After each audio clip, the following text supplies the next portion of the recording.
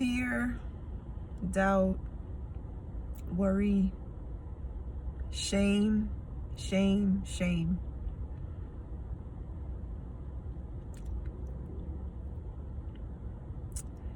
I realized a lot.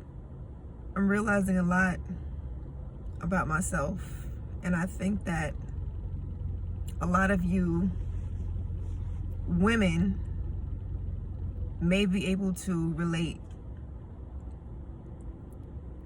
A lot of you may be able to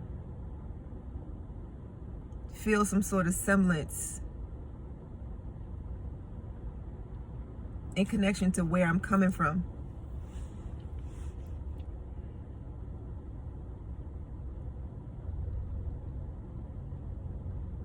As a young woman, and I'm 35 years young, okay? 35 years young. As a young woman, I feel like I've been going through life and I haven't been fully able to express myself in a lot of ways that you might can think of. But for me personally, I'm beginning to understand why I respond to women the way that I do. Especially ones who are able to express themselves freely. And to me, expressing yourself freely as a woman means that you are comfortable with yourself. You use your voice. You speak up, when something is not right. You express yourself in the things that you wear. You're not afraid to show skin. You are not afraid to dress how you want. You're not looking for acceptance. You're comfortable. You love your body. I just had an experience yesterday. I went to the sauna and I wasn't looking at the woman, but I noticed, how mainly older women, they came into the sauna and they just had a towel on. I mean, I had my towel on too, but I wasn't uncovered. Like, I felt comfortable with my towel on. But I noticed the older woman, they had no shame. They came into the sauna and they just took their towels off and they just sat down and they allowed themselves to be free with no shame. They didn't cover themselves up. Everything was hanging out. It's just all hung out. And for me, I felt a deep shame because I feel like I'm just unable to do it. Like, it's the most challenging thing that I could ever do. Growing up, I was never made to feel comfortable to show my body, to walk around in nudity, to embrace what God has given me. And it shows up in my adulthood. Even still, like, I'll see women who they're just loud and boisterous, and like I mentioned before, like, they wear what they want to wear, no matter what, and they're not worried about how they're viewed, in their skin, in these moments. And I remember, vividly before how I would feel some kind of way about it. Like I would become like a hater, like ew, like, look at them. I would put myself above them, for no reason. Like, I would put myself above these women, not realizing and not understanding, like, I'm just in a space where I'm not comfortable to do what they're doing. And they're actually doing it. I don't have the courage to do it. you know. But being in that sauna today made me realize why I am not comfortable in my body. Like, why am I not comfortable to express myself? You know, what's the big deal? Like, when did this trauma manifest? Like, how was I able to grow up and go through life with these thoughts and these feelings and emotions surrounding my natural self, you know?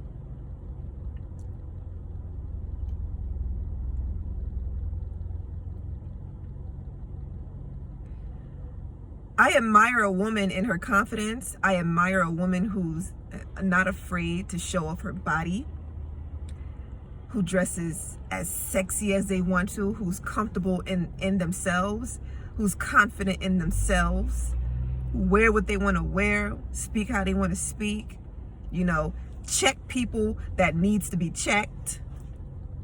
You know, I admire that. As a woman, it would behoove me to ever look down upon that, because it's just a reflection of myself, you know, who I am to become.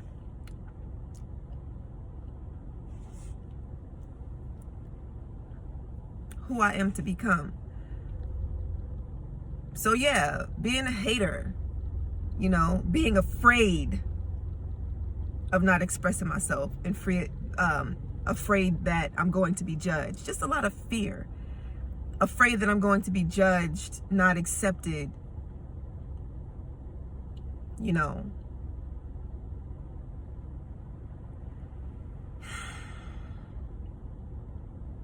You know, people make comments all the time, and they think that it's okay to make comments to you about your weight, about how you look, you know.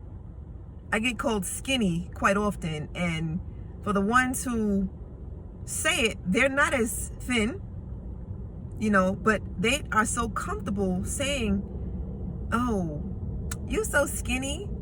Like, that's a compliment. That will never be a compliment. Not for me. Not for me. Maybe somebody else who's aiming to be skinny, I guess. What the fuck is skinny anyway? You know? And it's so crazy because in those times, I wouldn't even know what to say. Like,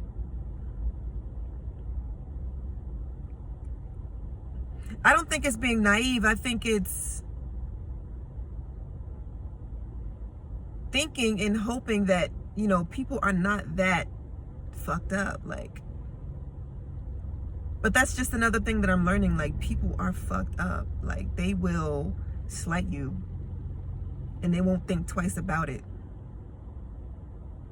They will get ahead of you. They will do their best to get ahead of you, you know, and they won't think about how it's going to affect you, no matter how they try to get ahead of you.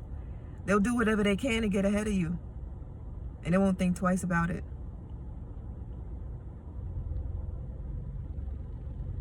The old me, or the me that I am becoming, will no longer tolerate that bullshit.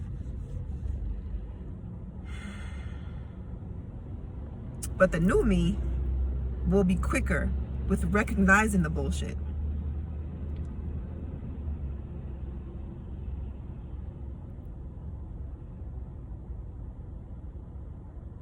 I digress. Growing up, I was never made to feel comfortable to express myself showing skin. Growing up as a Muslim, you know, they don't encourage those things. You know, they encourage you to, you know, to be modest, you know, to not dress wearing tight-fitting clothes, you know, not showing your body. And I'm not saying there's anything wrong with that. That's completely fine. However, that shit will do damage. It will do damage. If you are hindering someone from a young age, they're more likely to rebel. They're more likely to go out there and do shameful things, You know, they're more likely to go out there and do these things because it was never accepted. You know.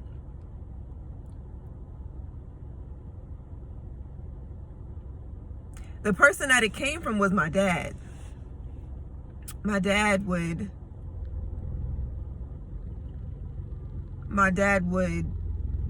you know, encourage that. I remember telling my dad, like, I want to wear some nice perfume, you know, just being expressive, like, to my dad, to a male. I want to wear some nice perfume, and, you know, because I want to smell good, you know. I'm a young girl, like, young girl, you know. And he immediately shot me down, and he's just like, you don't need that, you know, something about attracting people, or like, you don't need to attract anybody or whatever. And, you know, I fell into that. Like, I ate it up, you know, because it's coming from my dad. You know, things hit a little different when it comes from the parent of the opposite sex. It hits a little different. But I vividly remember him telling me, no, you don't need that. I guess, which was fine at the time, but I guess it just kind of stuck with me, you know.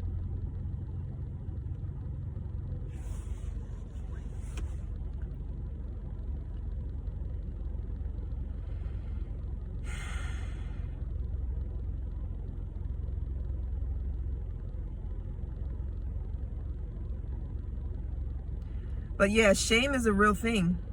Shame is absolutely a real thing.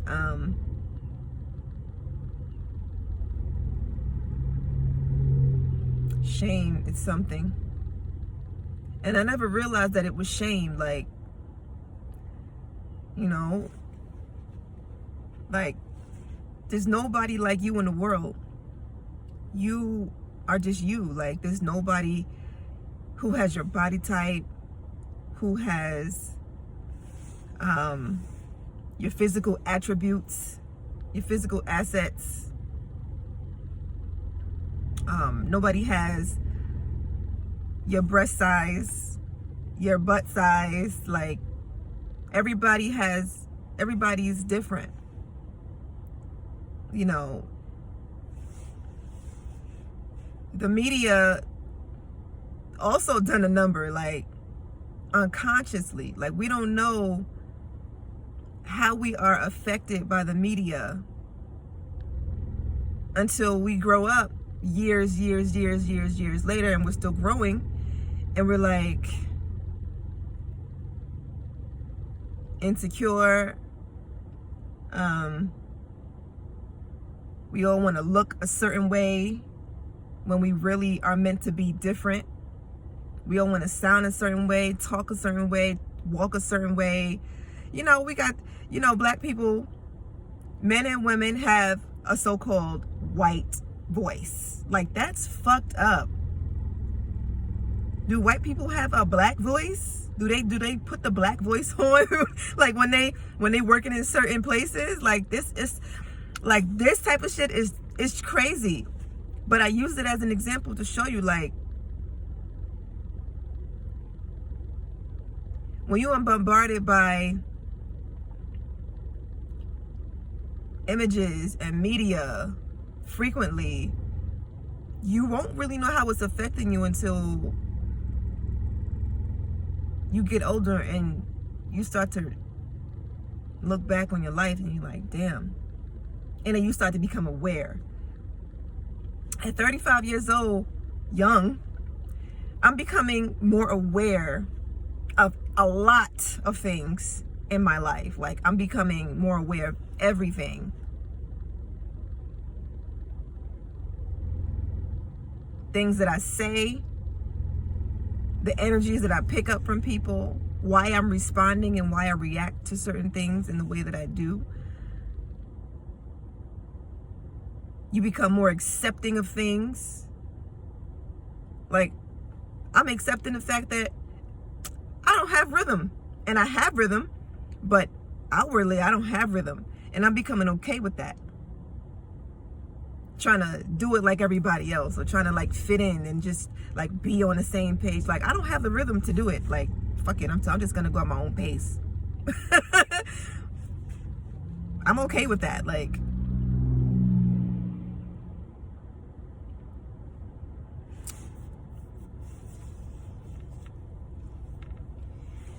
there comes a point in time where you just have to accept who you are, and you have to change things as you go, and do it slowly. You know, if you do everything all at once, it's going to overwhelm you, and then you're going to go into a shell, and then it's going to be even more challenging to come out of that shell because you've retreated back into your shell. That's like leaving somebody.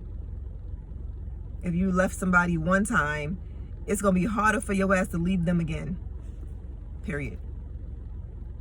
If it took so much courage and strength for you to leave somebody one time, stay away, because you're not going to get out.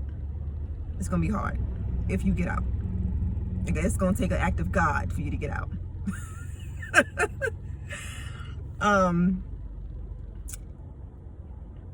But yeah. So the only thing that I can do is embrace, like, knowing this and gradually getting more comfortable in expressing myself with my body, with my breast and my buttocks, and feeling comfortable with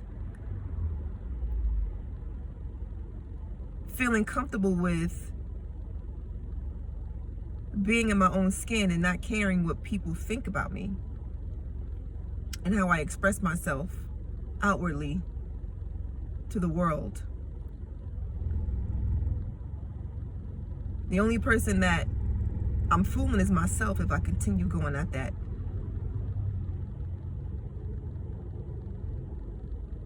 If I continue going down that path.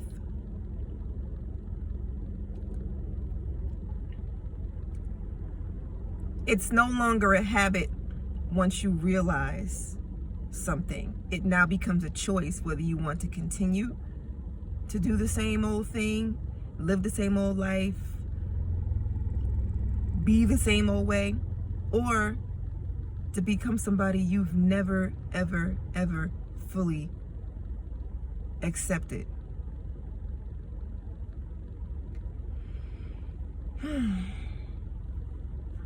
It's never too late. And there's no time like the present to do anything. The time is absolutely now. So, I know this was all over the place. I know the message was all over the place. But it was my message and it's my story.